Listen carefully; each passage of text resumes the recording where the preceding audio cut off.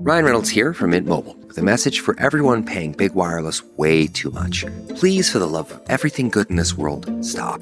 With Mint, you can get premium wireless for just $15 a month. Of course, if you enjoy overpaying, no judgments, but that's weird. Okay, one judgment. Anyway, give it a try at mintmobile.com/switch. Upfront payment of $45 for 3-month plan, equivalent to $15 per month required. Intro rate first 3 months only, then full price plan options available. Taxes and fees extra. See full terms at mintmobile.com. In this year of the healthcare vote, we must take the mantle and move from being health consumers to health citizens and exercise our right to be health citizens, own our health system.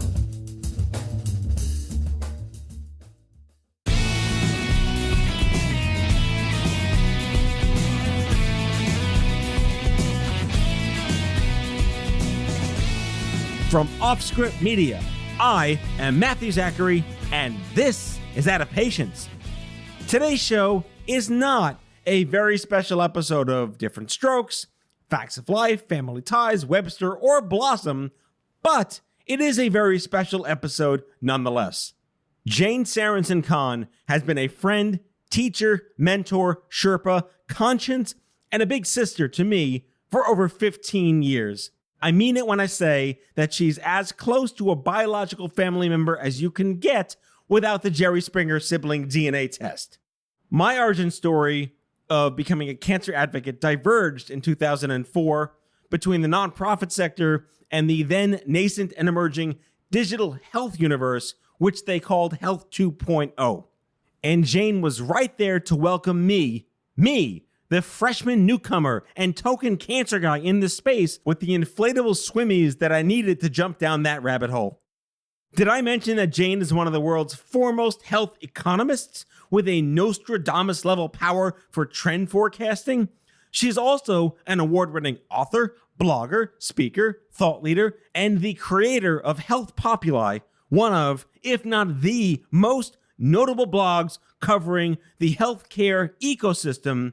And her new book is Health Consuming, From Health Consumer to Health Citizen.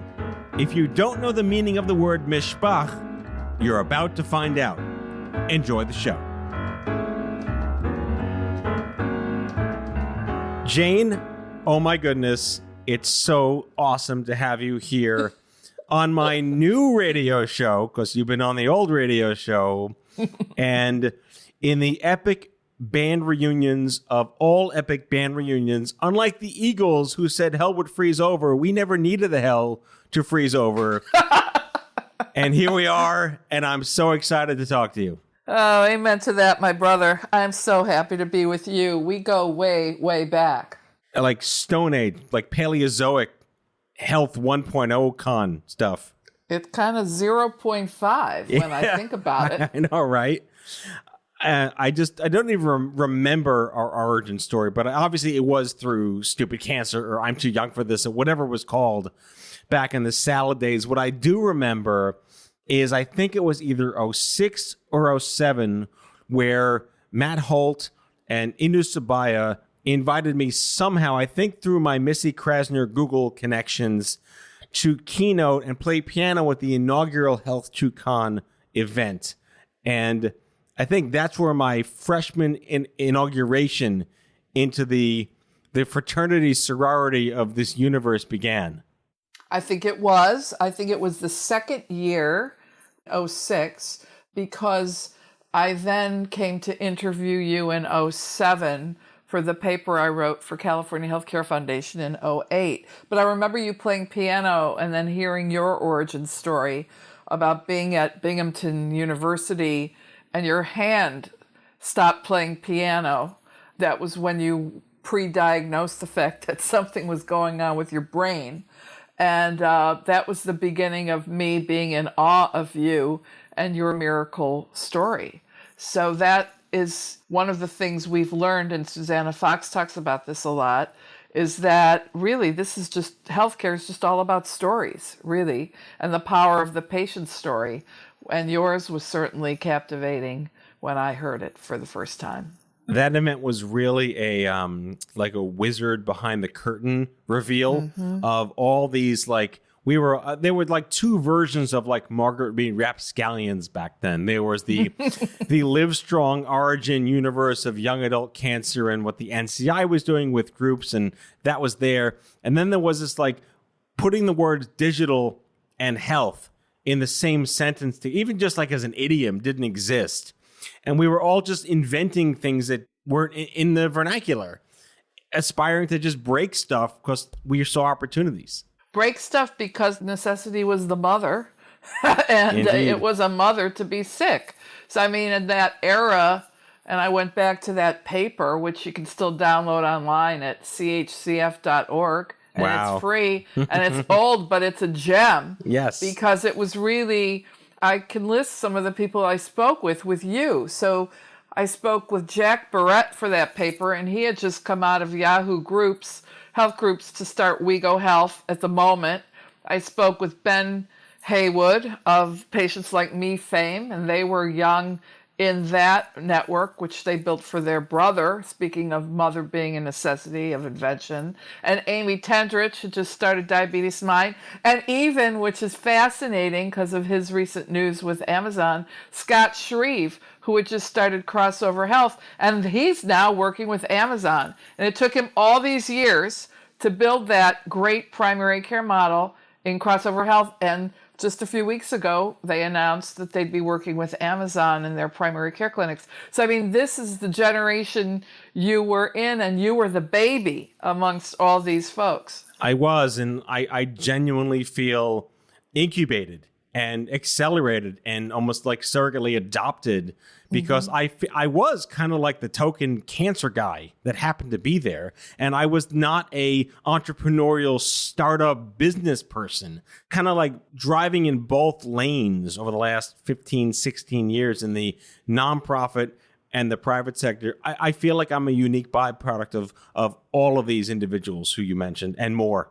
Yeah, and you were the identity of I'm too young for this, which really was so apropos, because as you explained to me in that first lengthy conversation where I needed 2 Kleenex boxes for, you had said that you had fallen at your age of like 20 between pediatric cancer and adult cancer. And there was this gap, this hellish hole you fell into, because the peds oncologists didn't want to see you really. They didn't know what to do with you. And the adult cancer specialists didn't know what to do with you. So you really did forge this segment, this I'm too young for this segment of 18 to 24-year-olds out of necessity, and that great primal scream of, Jesus Christ, I need help.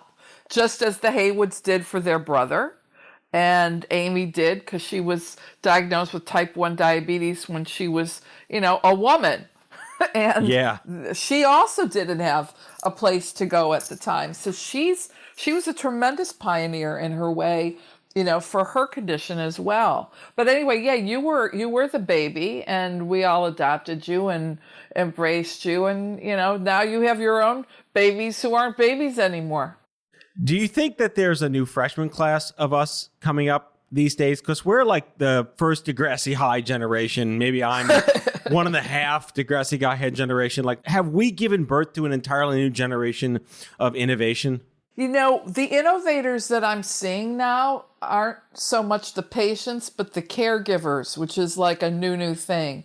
So when I look at the founders of the voice technology company Orbita up in Boston, and I've met Nate Treloar a couple times, and I'm a big fan of what they're doing. So they're like an early generation of people developing Alexa skills in health. But the way Nate told his story to me a few years back at HIMSS or CES, I forget where I met up with him, he and his partner in the business both had relatives, parents or grandparents who were developing dementia. So they had been successful digital tech people, not health, who found a need in their lives to then play around and create voice skills for their ailing and health managing family. So I see this spur coming out of not just self-help, but caregivers helping develop things who are smart in tech and are finding their way to health. And we're seeing that as a kind of a new trend, I think, in the last few years, where it's not just about you, but it's about the people that you love. That speaks to kind of like this anthropologic evolution of, we talk Web 1, Web 2, Health 1, Health 2. No one's ever said Health 3. Like, did we forget that there's a linear path to numerology? Like, what is, if there was a 3 in the Wikipedia of let's invent Health 3.0, what does that mean in the wake of what we tried to be doing for 20 years? Yeah, in the Jane world, and the way I'm looking at the world now, looking back, because I was president at the beginning in caveman era, and here I am still at it. I see now that's all about connecting these pieces together. So, here we are in the midst of the coronavirus pandemic. We should give people context for the moment in which we're speaking. It's in calendar terms, August 6, 2020 in the moment. And in the moment, we're burning up all over America with spreading virus, which, who would have thought we'd be here 6 months ago, but we are. But one thing we've learned, and one of the gifts of the pandemic, has been that we actually know there are data to describe us beyond our health care, but for our health, our mental health, our mood, our sex lives, the mania we're all living, our retail receipts from, buying groceries and all of that. And if we could just get interoperability together, which we are starting to, we can put together the social networking, the retail data, the healthcare claims data, the self-generated data from my Oura Ring and my Apple Watch. And you should see what I've got on today. But, I'm tracking lots of things, and even my Pulse Ox device, because I'm paranoid, about keeping the virus at bay and measuring things. So I think we're in not a 3.0 era, but just the ecosystem era now. And we don't have to put a number on it, because we're generating so much information across these different platforms and planes of existence that we can start to gather this data and make sense over it. So I'm not kind of looking at 3.0 as much as connecting person to person, data point to data point, and making sense out of it. Are we hitting like a saturation point where we're going to be too dependent on things, doing things for us, and taking away any sort of instinctual purpose on just being more self-aware analog? The terror and the apocalyptic vision of the Wall-E world, which I thought was a wonderful movie and storyline to watch, that's a real cautionary tale, because absolutely in the stay-home era, and I'm updating my book, Health Consuming, as we speak, getting it done by tomorrow so I can take a vacation next week. But one of the cautions of the stay-home, alone together era, the quarantining, is the fear of going out. So, your generation and digital natives talked about fear of missing out. But now a lot of people, younger and older, have fear of going out for fear of contracting the virus. Not everybody, but there's a large cohort of people who are still quite, guarded. And so, we have a risk of not connecting socially, and God bless Zoom and FaceTime and, our talking over this platform right now, because we can connect digitally. But I really do miss reaching out and hugging you. I really love my Matthew Zachary hugs, and I can't have that right now. So I'm doing it now virtually. But I think we are at a risk. There's always risk in these things of being too digital. And in the pandemic, we have mental health reactions to that. People spending too much time on technology. So there's a new social determinant of health that's emerging, which is, too much tech, making us depressed in a lot of different ways. So yeah, it's all in balance. We have to remember who we are. Now there's another Disney illusion, Lion King, Simba, remember who you are. So it all comes back to Disney, man.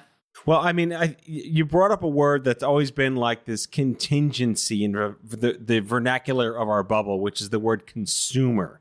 And, when I was diagnosed in the 90s, and we never talked about you being a consumer of health. Health just kind of happened to you. And there really were no opportunities for a patient to be considered a person. And the first time I heard consumer health, I'm thinking, going to shop at Walmart or at Walgreens or going to shop at CVS. I'm just a consumer of toothpaste and whatever. And then I started hearing the phrase consumer oncology. And now you're using health consumption. Have we reached the point where that isn't maybe just words anymore, not jargon? Is there a layperson way in which we can understand how the consumer, whether it's a market of consumption you don't want to be consuming in, like chemotherapy, or whether it's a market where you want to understand what the best retail product is, gene testing or whatever, your watch or pill pack or whatever, where are we in that sense of how much you do have control over consumer choice versus how much you don't have control over consumer choice? Well, I use consumer, and I've used it for a long time as a health economist. As people were taking on more out-of-pocket payments, we saw generic drug price differentials of $5, $10, $20 in the 90s start to happen. And at that point, when I was working a lot with pharma companies, which is actually where I met Jack Barrett at a big pharma he was working with when he was at Yahoo, we were in the same meeting. And at that meeting, I was giving a talk about these co-pays. So for prescription drugs, it's been fairly easy to think about being a consumer. You talked about CVS or Walgreens. And in fact, when we talk about retail health, in the 1.0 version of retail health, it was all about the pharmacy, because you could be a consumer at the point of purchase and say, give me the generic before states or health plans mandated you got the generic first as step therapy or just to save the plan money. Well, now, even if you're a cancer patient, you may have choice, not always, but you may be able to choose between one organization and another. You can certainly shop around for second opinions in places like Cleveland Clinic and Mayo Clinic and lots of other places. I have offered that virtually via phone calls and a version of telemedicine for a long, long time, for many years. Not everything, of course, is consumable because we have this lack of transparency of price and quality and measurement. And the industry, that is hospitals, have long held that as sort of proprietary information, even though we now have laws emerging throughout the U.S. on greater transparency. But no, we're in a much greater era of health consumerism as we spend more out of pocket. And my latest riff on that and belief in this year of the healthcare vote in 2020 on November 3rd is that we must take the mantle and move from being health consumers to health citizens and exercise our right to be health citizens, own our healthcare, own our health system, and be self-determining in that, so take back control. I'm morphing from my use of consumer to citizen in health because I think in the pandemic, we've learned a lot about why we are health citizens. We just don't realize it yet.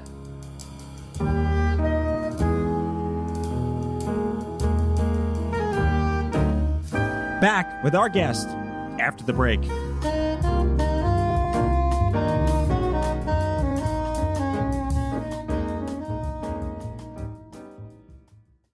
Craving your next action-packed adventure? Audible delivers thrills of every kind on your command, like Project Hail Mary by Andy Weir, where a lone astronaut must save humanity from extinction, narrated with stunning intensity by Ray Porter. From electrifying suspense and daring quest to spine-tingling horror and romance in far-off realms, unleash your adventurous side with gripping titles that'll keep you guessing. Discover exclusive Audible originals, hotly anticipated new releases, and must-listen bestsellers that hook you from the first minute. Because Audible knows there's no greater thrill than the one that speaks to you. Discover what lies beyond the edge of your seat. Start your free 30-day trial at audible.com/WonderyUS. That's audible.com/WonderyUS.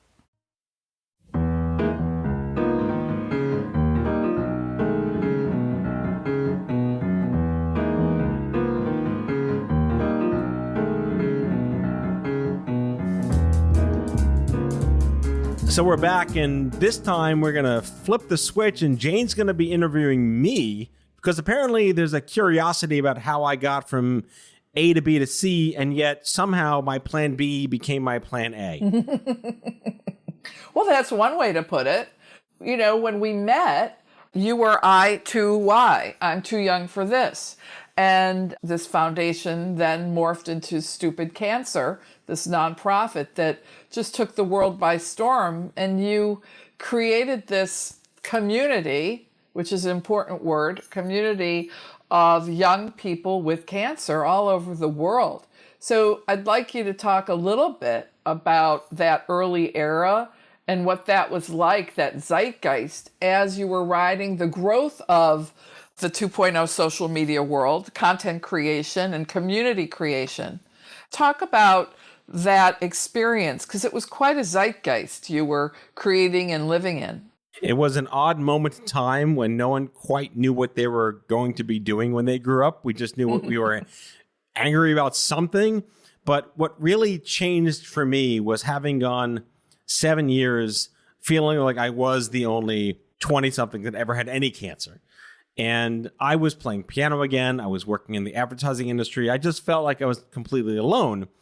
And I met a gentleman named Craig Lustig. I've been very vocal about this guy. He's like a brother to me. I'm still best friends with him years later.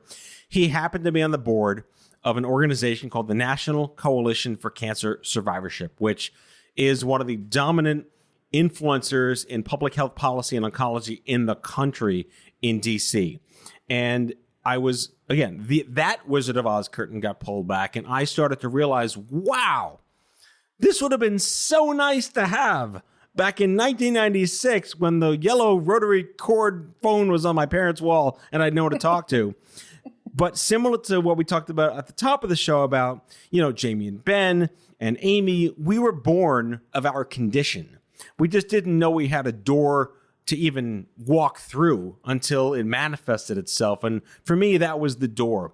And there were so many incredibly inspiring, talented people in that early Livestrong, pre-Livestrong heyday space that were advocates and doctors and sociologists and health economists and survivorship experts and nonprofit storytellers. But there really were no like insane Doc Brown, wild-eyed marketing people.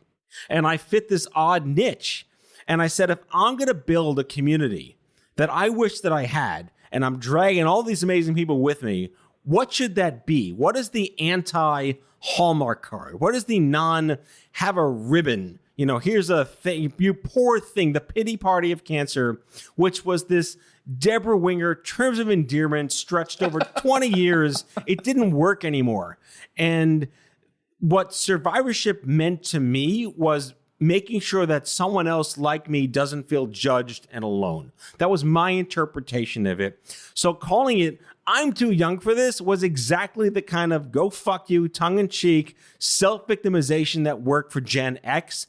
And before hashtags were hashtags, kids, they were called slogans. So the slogan for I'm too young for this, also I2Y, was stupid cancer. Why not? Because that's what Homer Simpson would say. Gen X all the way. So that was my entry into doing what I wished that I had. Again, similar to all of us, building things we wished we had. And that was, this was before the internet. There was a moment in time you cannot replicate. There was no broadband. AOL was still like kind of DVDs and CD-ROMs floating around in physical spaces. And, I think MySpace was there. Facebook barely launched. Obama was, there was nothing. There was nothing. There was no iPhones, no Android. No. The only thing you had was just yourself and like a mailing list and some paper. So scrappy to get these things done. And it did grow because like all of us, when you're the first, you don't know that you're the first. That's such a great way to put it. You don't know you're the first, so you just muddle through it. And that's what everybody was doing in that cohort that you were talking about, Matthew and Indu, founding Health 2.0 as a convener. They were conveners of people like you who didn't actually know exactly where things were going, but it was very organic and it was of the moment. So that was so amazing to put it that way. So you came through that for over a decade of growth and marketing and going global. I mean, this thing grew like Topsy. And then in the middle of all that, you became a dad. So how has that informed what you're doing? Because I know it has in very profound ways that you don't talk about a lot. The most interesting way to answer that question is that I used to conflate or comport what happened at Stupid Cancer in relation to how old my kids were. But now I conflate how old my kids were with regard to what happened at Stupid Cancer. That's fascinating. It's like, oh my God, we went to Vegas? Wait, well, they were 5. No. So when they were 3, this happened. So like it's been this amazing, I won't say de-Velcroing of the process, but being able to, one of my favorite books is Shel Silverstein's Falling Up, or in Toy Story, Falling with Style. You kind of don't know what you're doing. And if you think about when Steve Jobs revealed the iPod in like 2002, whatever, he said, never give people what they want, give them what they don't know they need. And at the end of the day, Stupid Cancer was what people didn't know they needed. And you, like a building an app, you let the users decide what the thing becomes. You don't prognosticate around what you assume to be. And Stupid Cancer as a business model, as like a Harvard Business Review study, was all about being built by, for, and with the community. And it evolved exactly bespoke to suit. And along the way, I learned that I was not infertile. And I learned that there were ways to just be fertile enough to have a BOGO at the IVF clinic and get twins. So it changed everything. And as you know, and my listeners know, my kids are the Truman Show of oncology. Thousands, hundreds, millions of people know my kids exist as this crazy miracle story. And like, they're going to be freaking out when they hit 18 and figure out who the hell they really are. Right. But that really did create so much motivation, because that was 2010. We barely had like 2 employees back then. Yeah. And it just kept growing and growing and growing. And it was a unique and rare phenomenon. It still is. It was. And they've been growing and growing and growing. And I'm amazed by them. I follow them on your, Insta and other networks. And so, no, I love that part of you and the story, because it was another miracle. Again, organic. Yeah. And, of the time. So you and Jess, beautiful parents, and, love that part of your story. And we had to get that on there because I've been part of it from beforehand, in terms of observing and praying hard. So I love that. So this idea that this thing grew like Topsy and you were, falling up, as it were, you got to a point, though, with that project, that part of your life, that chapter, that you didn't want to fall up that way anymore, and you wanted to get on with the next thing.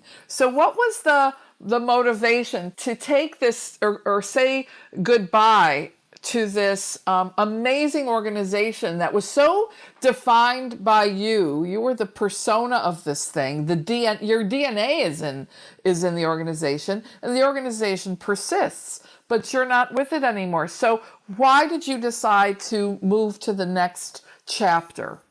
I got to witness many similar parallels in the founders' ethos of the nonprofit space. And there are very few founders in the nonprofit space that either are still here or manage to not decide to leave. They kind of stick around because it's their baby, and that's how you want to belong to the cause you engendered. And I started to really see some of the inherent challenges, the cracks, in the paint by staying too long, or maybe you're not wearing out your welcome. But I think the purpose of starting something is intended to let it go at some point. And a combination of factors. I put a very well thought out post on LinkedIn in November 2018, which like 90,000 people. I had no idea. Like, it was insane lightning rod. I was not expecting the wonderful warm response So thank you everyone that did that. But when I started this, I was newly married with no kids, off the heels of a fairly lucrative career, and I had nothing to lose. And I figured, what the hell? And as time went on, you get a little, your knees don't maybe bend the same way, and there's a little thing in your spine that didn't happen, and you get a little age, you kind of get older. And at the same time, the job gets bigger, and success means growth. And I kind of like the Sisyphus part of building things. And fortunately, I consider what Stupid Cancer achieved with our partners in our community huge success, because it did accomplish some significant public health milestones that were set out and set forth in the mid-2000s. So it really wasn't a mission accomplished per se. It was a mission accomplished with an asterisk. And I was very articulate in trying to rationalize this with myself, because when do you put the flag in the ground and say, I did enough? When is enough? Diana, when it was enough, right? To the Jews out there, Diana. That's right. So they had like 4 nodding heads on the radio. So I kind of built my own glass ceiling. I kind of didn't feel like I could break things anymore. And my dad gave me this wonderful little like statement, which is like, moving on is hard, but knowing when is harder. And that's a gift. What a great thing. Yeah, thank you. That's a great mantra. Thanks, Dad. But like, it just, all the things kind of hit at the right time. Nothing was obviously behind the scenes hunky-dory. It was great. There were lots of confluences of different things. And I just had to make a decision. And I called Jess and I said, I got to go. And she's like, what took you so long? So I knew it was the right time to step down and place it in very capable hands, which is where it is right now. Absolutely. So fascinating. So, you're always jumping into something that doesn't exist, or it's a disruptive moment. So now we're in the midst of the pandemic. The advertising industry is falling apart. The media industry is falling apart, and the entertainment industry is falling apart. Witness Disney and AMC movies, and then the rise of Netflix and streaming at home. Here you are jumping into the middle of a new media and advertising kind of opportunity. Can you talk a little bit about that and tell us why you think you should jump into the middle of this industry that's so crazy right now? So when I stepped down, I was approached by, the Friends of Matt community, the network I built, all the wonderful people who helped make me and who I helped make together to do amazing things. And it was humbling to be asked, how can we help you now? I wasn't prepared to receive. And one specific thing did happen. I went to ASCO.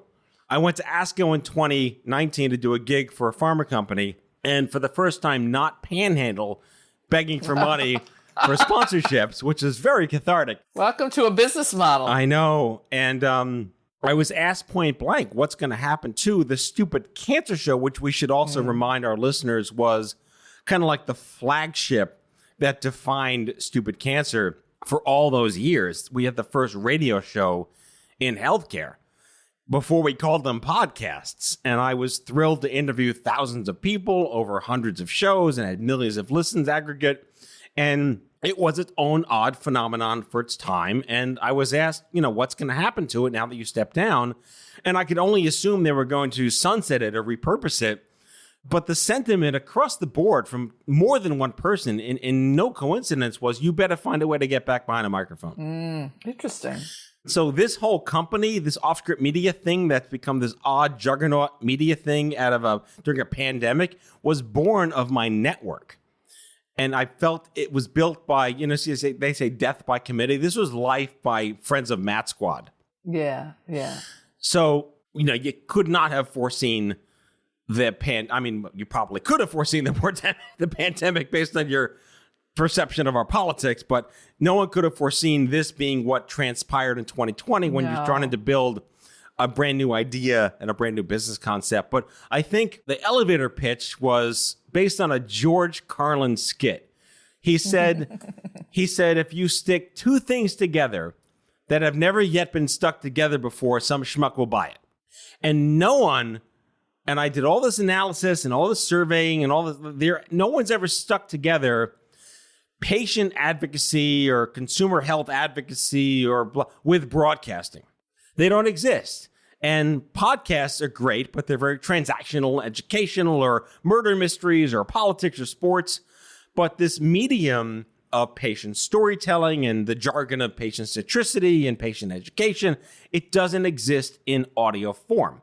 Why is that? I was curious. So entering a white space is kind of my jam. Yeah, right. Exactly. You build the model from scratch, first to market, try to fail first.